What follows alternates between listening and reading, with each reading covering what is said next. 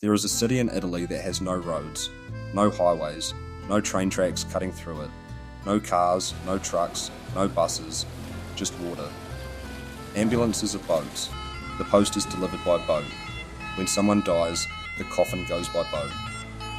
Venice has been operating like this for over 1,000 years, and for most of that time, it was the single wealthiest city on earth. Not wealthy for Europe, wealthy for the world. Here's the thing that makes no sense about that.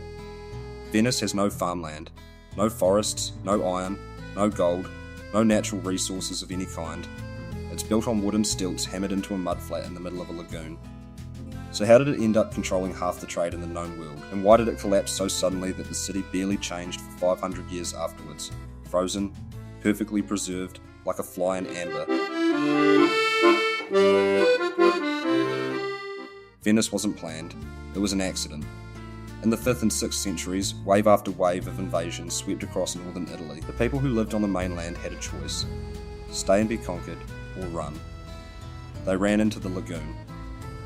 And what seemed like a desperate last resort turned out to be the greatest strategic accident in European history.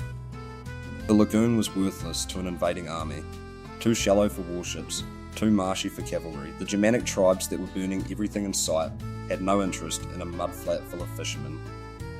So while the rest of the Roman world was being dismantled, the people in the lagoon were left alone.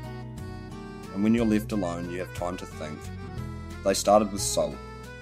The lagoon was perfect for salt production, shallow water, strong sun, easy evaporation.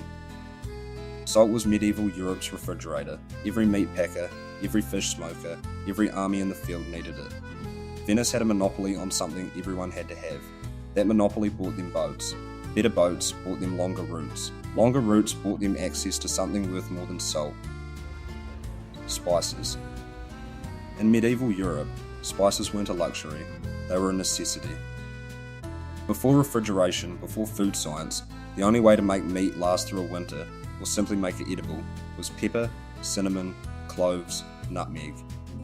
All of it came from Asia, all of it had to travel overland through the Middle East, and all of it, by the time it reached Europe, passed through Venice. Venice didn't conquer the spice trade, they just positioned themselves perfectly at the end of it, and charged everyone who wanted access.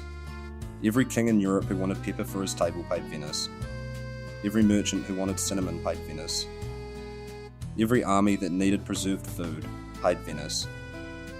For 200 years, Venice was the most important toll booth in the world. The palaces on the Grand Canal weren't built by kings, they were built by merchants, by traders, by families who had turned geographic luck into generational wealth so vast they could build in marble on a mudflat and make it look like it had always been there.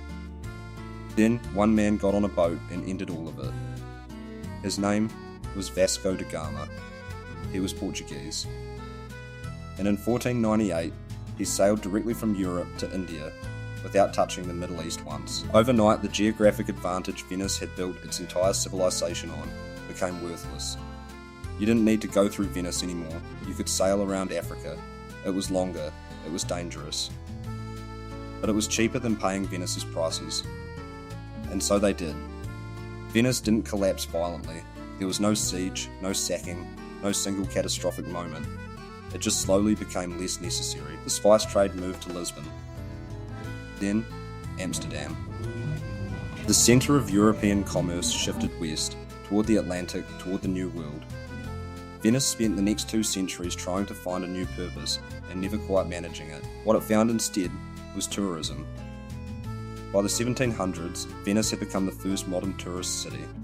Rich Europeans came for the carnival, the art, the architecture, for the strange, beautiful fact of a city on water that shouldn't exist.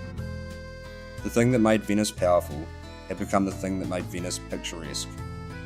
Venice today gets 5 million visitors a year to a city of 50,000 permanent residents. The buildings are almost unchanged from the 15th century. The canals are the same canals. The basilica is still full of gold. It's the most perfectly preserved medieval city in the world. And it's preserved because after da Gama's voyage, nobody had enough money or reason to tear it down and build something new. The city froze at the moment it became irrelevant, and that's what makes Venice different from every other city in this series. Rome forgot what it was. Constantinople lost the people who defended it. Vienna outlived its purpose. Venice remembered perfectly. It just couldn't do anything about it. A city built on an accident, powered by a monopoly, preserved by its own irrelevance. Still there, still floating. Next, we're going somewhere that didn't just lose its monopoly. It lost its entire reason to exist almost overnight, and rebuilt from zero. You'll want to see this one.